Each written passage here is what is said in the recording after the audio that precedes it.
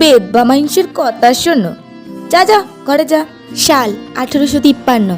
একদিন বিদ্যাসাগর মহাশয় বললেন, আচ্ছা, আপনি পারেন না আপনার মেয়ের পুনরায় বিবাহ দিতে?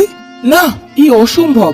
আমি মানলেও সমাজ মানবে না, আর আমাদের প্রাচীন ধর্মেও এর কোনো স্বীকৃতি নেই। তাছাড়া আমার এই অভাগী মেয়েকে বিয়ে করবে কে?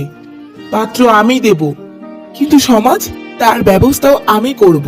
অনেক পুঁথিপত্র খোঁজার পর অবশেষে পরাশর সংহিতায় পাওয়া গেল সেই অমর শ্লোক, নষ্টে মৃতে প্রবর্জিতে ক্লিবে চ পতিতে পতৌ পঞ্চশাপৎসু নারীণাং পতিররণ্যে বিধিয়তে।